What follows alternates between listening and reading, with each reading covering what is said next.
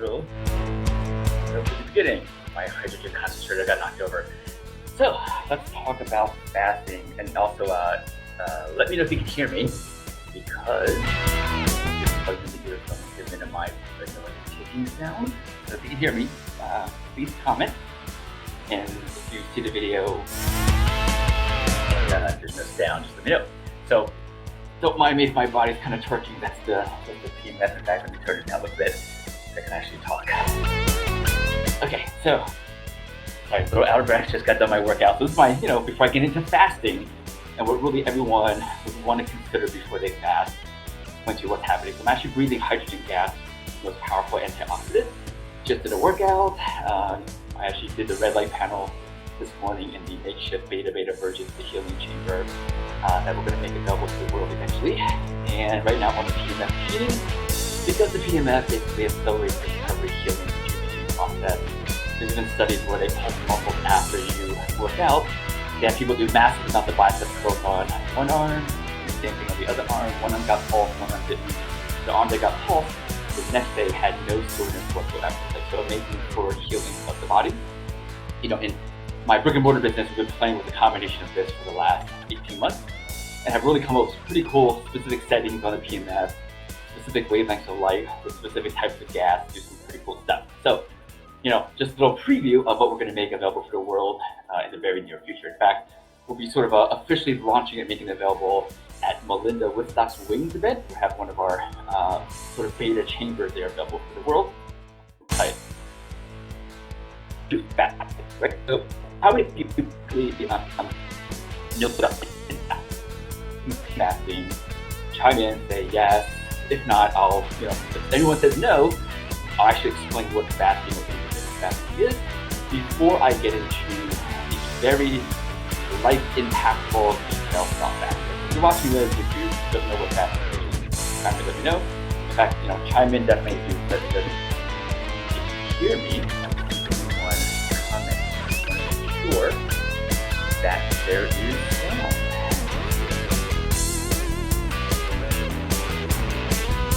Is there any sound? Anyone hear me? Move. The call. Yep, if you're watching this, it's gonna chime in. Double check my phone if there's volume.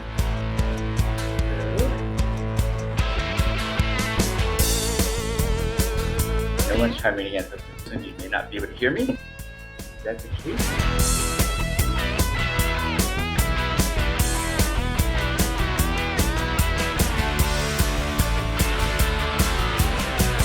Hello. Just type in if you can hear me. Again, usually it works, but sometimes it doesn't, because I just put in earphones and I'm on a crazy electromagnetic machine that might be throwing things off. So if you can hear me, just type in a yes real quick, and then I will continue to talk about that. Yes, we can hear you. Awesome. Thank you, Scott. All right, so let's jump into fasting. So, fasting essentially is a planned process where you go through a certain amount of time to eat and a certain amount of time that you don't eat. Right? So, we have intermittent fasting, which is typically, skipping breakfast, right? And that's a cool thing now. And, you typically eat maybe like 12 o'clock to 6 o'clock or 12 o'clock to 8 o'clock.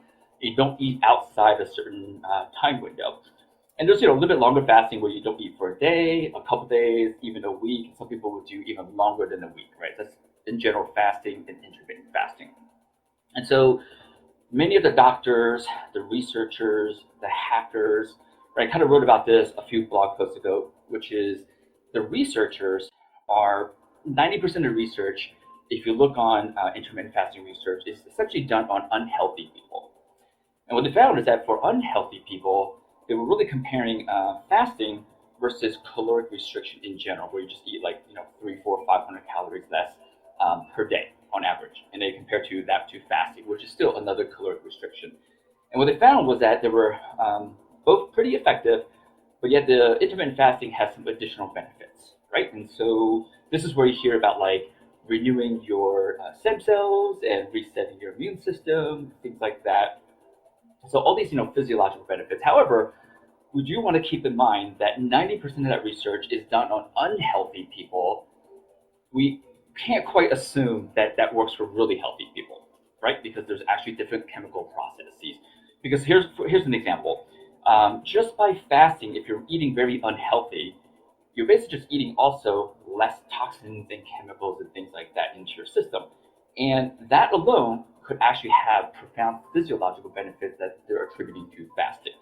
But that you're just assuming it's all because of the fasting, right? Because the researchers are not measuring the chemical composition, the preservatives, all the industrial chemicals that's coming in or not coming in from the food because they're fasting, right? So that's something to consider as you're reading all this stuff about fasting, right? So you're not getting the details because, most of the hacker stuff are not actually reading the research, and they're just kind of assuming some of these things. And as a researcher and as a scientist, we're taught to critically examine the research and look at the details, right? And so, one, there's a lot of generalization that's being done on the unhealthy population, and they're attributing everything essentially to the fasting, not taking into account that it could just be less toxins, right? And so there's a small amount of research, about 10% of research is done on healthy people, right? And sure, there has been health benefits of that as well. So there's no doubt that fasting is healthy for you, purely from a physiological, biological perspective, right? None of the researchers, these are lab scientists, right? They're not psychologists, they're not spiritual. I mean, they could be. They're just not tying in spirituality and psychological variables to the research, right? They're purely looking at biological, right? However, right, from working with humans for almost 30 years, we know that humans are not just biological beings, right? You're not just a bunch of hormones and chemicals, right? You have thoughts, you have emotions, you have behaviors, you have your stories, you have your habits, your perceptions.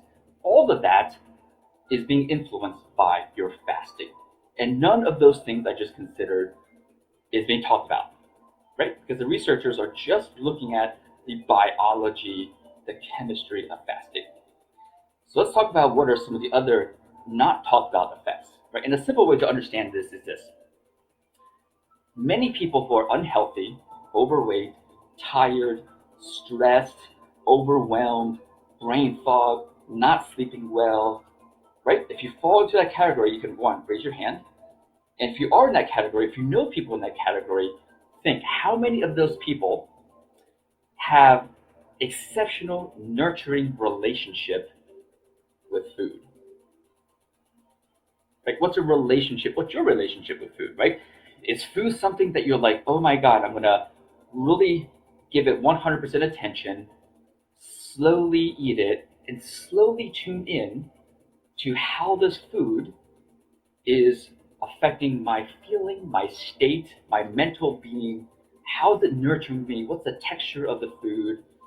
How is it interacting with my body, my relationship with food? How many of you have this, what I would consider the perfect, ideal, loving, nurturing relationship with food? Versus my life is blank, right? I feel blank state. And that blank could be stressed, anxious, bored, whatever, angry, right? Whatever it may be. And then food is a tool that you use to either as fuel only for you to get more stuff done, or it's something that you put in your mouth so you don't feel some of those things, or it's something you put in your mouth to feel more of something, right? And so it's simply a tool that you're really using to either fuel you. Some people view food purely as a source of fuel, carbohydrates, proteins, and fats, and that's it. I used to think that way. I used to literally measure my food and bring my own food to restaurants as a way to control my nutrients so I could look a certain way, because I wanted to look that way because I felt insufficient and I wanted to feel worthy and I wanted to feel loved from especially, women, right? And so most guys that work out, that's a very common story. So I've learned to change that story and have a different relationship with food, right? And so ultimately what I'm getting at is it's about the relationship with food. That's what dictates your health, right? It's not what you're eating. That's a side effect. It's the relationship with food, right? So you can imagine if you have currently a relationship with your spouse or your significant other, that is not what you want, right? It's not the ideal relationship, right? Maybe you're not getting along. Sometimes there's like highs and lows. Sometimes you fight a lot. Sometimes you get along great. There's not just this harmony most of the time, right? It's not this nurturing relationship. Imagine if someone said, you know what, I got the best answer for you. How you're going to fix your relationship and improve your relationship is only talk to your spouse between 12 and 8 p.m. All the other times, make sure you deprive yourself of that spouse, right? Or only talk to your spouse Monday through Friday, but on the weekends, do not interact, like completely avoid your spouse, right? And so that would be very weird as a recommendation for like a relationship coach, right? Like get away from your spouse for this time period, right? So Scott, not me. It's definitely better than it used to be. Great. So your relationship is improving. That's awesome.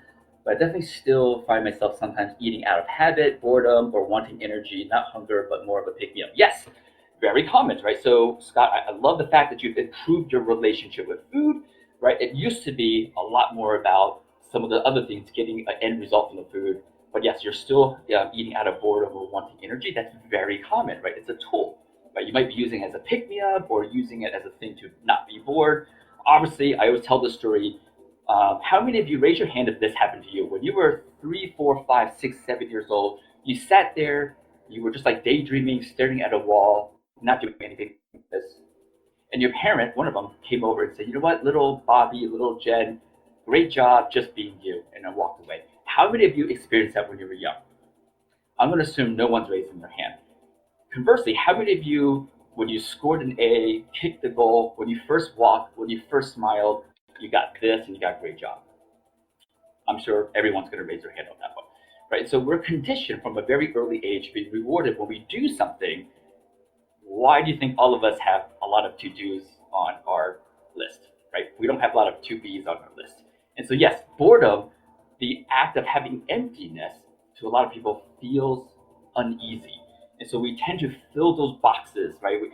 Just think, the other way to say it is, does any of you have a room in your house that's completely empty? No furniture, nothing, just empty room. Raise your hand. I'm going to assume no one's raising their hand because humans are very good at filling boxes. We like to box things and then fill it, right? And so, yes, and so, yep, and fasting helped. Yep, how I actually know what hunger is mostly when yep, great. So, yes, fasting does have its use, right? You'll know when is hunger, what's hunger, and what's not. You'll definitely experience hunger during fasting and build a relationship to hunger, yes. However, I want people to consider this, right? Your relationship with food and being clear on your relationship is the key. And so for many of you, imagine this. Imagine instead of fasting, you just journal. What emotion are you feeling before you're about to eat? And you write down your hunger scale, right? So if you never used a hunger scale, and I actually have a worksheet for this if anyone wants to just message me, I'll send it to you. 1 would be like, I'm starving, I'm going to eat my own hand. 10 would be like, I'm so stuffed, I'm going to throw up. 5 is, I'm not hungry nor full, right? And so then, in other words, 6 would be slightly full, 4 would be slightly hungry, 5 is neutral. So what you do is before you're about to eat, you just journal. Like, what number are you at right now, right? Are you at a 5? Are you at a 1? Are you at a 10? Or somewhere in between? What this will do is it will give you an idea of what triggers you to eat. Do you only eat when it's a 1? Or do you eat when it's a 4? That alone will be very mind-blowing. And then you write down what emotion you're feeling before you eat the first bite, right? Am I bored? Am I anxious? Am I nervous? Am I happy? Am I grateful? Whatever. It could be a mix of emotions. And you take some bites and just write down now in the moment, how do you feel, right, as you're eating. And then when you're done, give it a minute or two, write down how you're feeling then. What you're documenting and getting clarity on is what's the emotional journey as you're eating, right, as you're interacting with food. And over time, as you do this for each meal for a week, you will have a map that shows you typically how hungry are you when you start. And again, I did mention you want to fill out the hunger scale when you're done, right? Do you eat starting at a 3 and end up at a 7? Do you start at a 1 and end up at a 10? Do you go from a 4 to a 6, right? You'll kind of know where's your barometer of hunger that you tend to live in. That will be interesting, mind-blowing for you. And then what are the relationships with food in terms of emotions during that journey? After a week of this, you basically have this document that tells you exactly what your relationship with food is. And from that space, from knowing that, then you can start to revamp. Like, you don't need there's no food relationship counselor. That doesn't exist. We have dietitians, we have nutritionists, but they don't talk about this. They just tell you what to eat, as if you can't Google that these days, right? I hate to say it, I believe nutritionists, dietitians, and all that stuff, completely outdated industry already. The what to eat is available online. The relationship aspect, right? This is more of a psychologist realm. It's just not being used in food and nutrition as much, right? And so this clarity in relationship, once you have this down, I believe then and only then go into fasting, right? Because here's what we know. I started posting some research articles on this, and it was a TED talk that I posted about this, which is our emotions that we're feeling on a regular basis dictates our health way beyond the chemistry of our body. Right. And so the video, I don't know if you saw that I posted maybe a couple of days ago, I think it was Monday. It was the cardiologist, it was a TED talk talking about how our emotions affects our heart health way more than the physiology, right? So the best part about that was a study that basically gave rabbits high cholesterol diets. One half of the rabbits kept in the cage, the other half the rabbits were pet each day, loved, and then at the end they kind of looked at what was the artery blockage. And the same high cholesterol diet produced 60% blockage in the rabbits that were not pet and loved. The rabbits that were pet and loved basically had no blockage. Right? And if you read research, and I talk about this all the time, cholesterol basically has like no relevance to heart disease at this point. We know that, right? Our emotions actually has more relevancy to our health. And here's what entrepreneurs typically do. They feel stressed, they suppress the stress, and when you suppress one emotion, you suppress essentially your feelings to almost all emotions, right? You can't selectively say, hey, I don't want to feel stress and anxiety, but I'll let love and gratitude come in. It doesn't come in. People actually have to go seek it, which is why gratitude journaling is so big. If you were constantly in a state of gratitude, you wouldn't go and need a journal gratitude in the morning, right? If you think about it, if you live in that state, you don't need to take effort to get into that state. The fact that people are telling you to gratitude journal is already implying you're currently not grateful. Well, let that sink in. And so anytime that you're being told to be positive, the implied message is you're currently negative. This is the duality of this level of existence.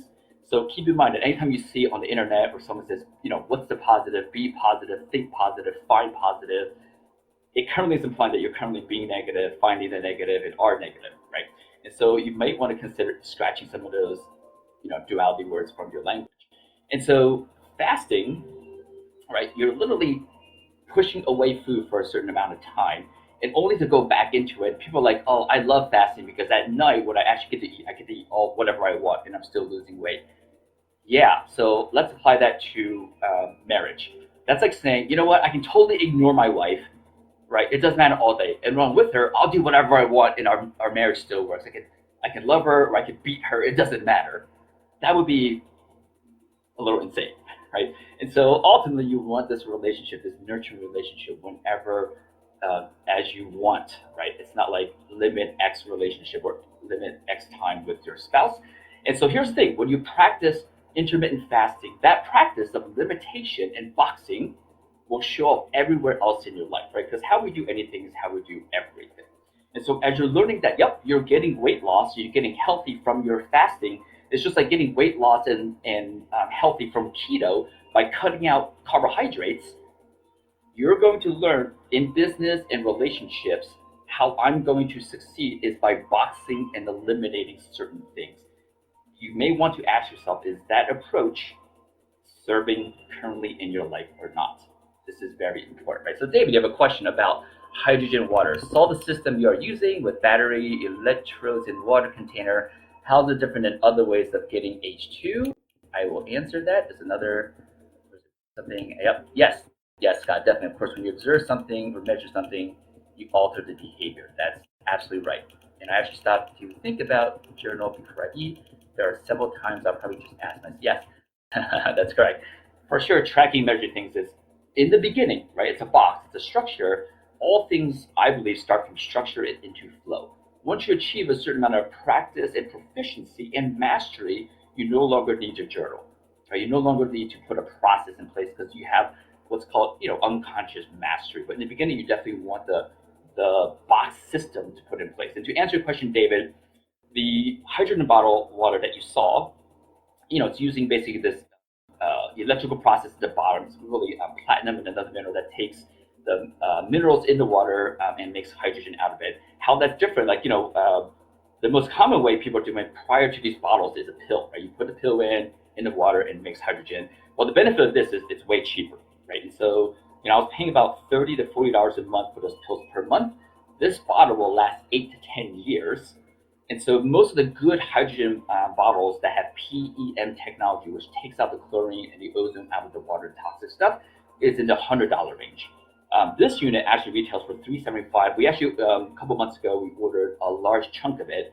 We got the price down to like $225. But we're sold out. Sorry, if you want one. I may actually place an order. If there's a demand for it, I'll place another order for 110 units. So the benefit of this model that you saw is the bottom makes hydrogen and the top makes structured water, a patented version of structured water.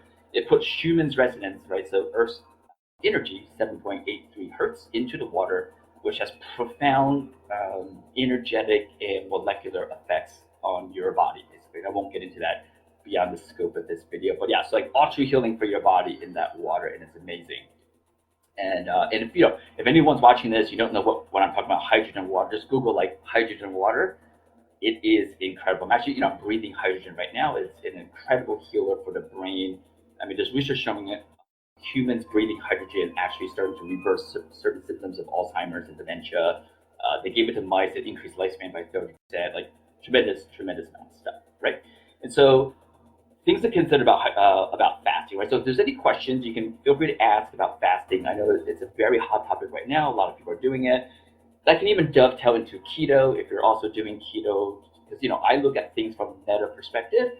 I don't really drill down to the physiology, because we have plenty of doctors and podcasts and hackers who are discussing the physiology. I believe no one is discussing the psychological, behavioral, and energetic impact of the physiological manipulations people are doing.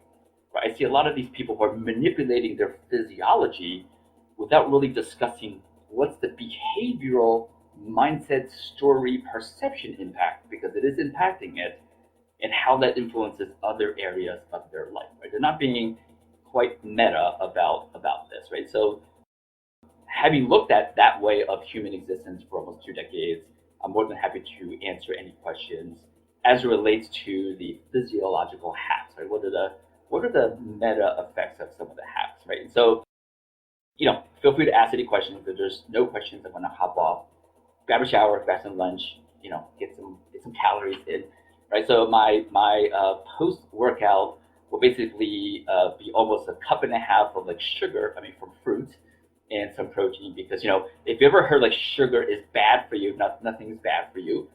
Everything has its time and place. Even industrial toxins, a workout, there are times where a stressor on the body is actually helpful. You want to irritate the system on a periodic basis. What it doesn't like is irritant constant, right? So it doesn't matter if it's an industrial toxin, a workout stress, a mental stress, any of these stressors. Stress could be amazing for you because it builds resilience. It's just linear constant stress is not helpful, right? And so I'm about to take in about 75 grams of sugar with about 20 to 30 grams of proteins, because after you work out, that sugar spike, which will spike insulin, spike all the hormones that people tell you is bad for you to have, it's amazing for recovery, right? Super duper awesome for recovery and refueling the process. And so just, another frame of reality, other than the Facebook memes and hacker blogs that you guys might be reading, girls might be reading about what's healthy, what's not, right? So I'm coming from I used to teach physiology at a master's level. So, pretty good understanding from reading for 30 years, how chemically the body works, right? So feel free to ask any questions, mainly because I want to get, we'll call it holistic information out there. Everyone thinks their information is quote unquote right, and they are, but they're coming from it from a very, physiologist point of view, right? Everyone's seeing it from a physiologist will see it one way, a psychologist might see it another way, a mechanical person might see another way, right? Everyone has their point of view.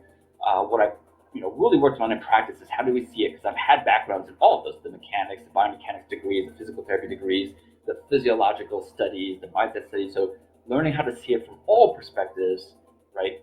From my perspective is actually pretty helpful, right? And so again, any questions on fasting, keto, and stuff, and what are the effects of that on your life? Feel free to type in and ask any questions. If not, There are no questions, it looks like. All right, so I'm going to hop off. Have a great day, everyone.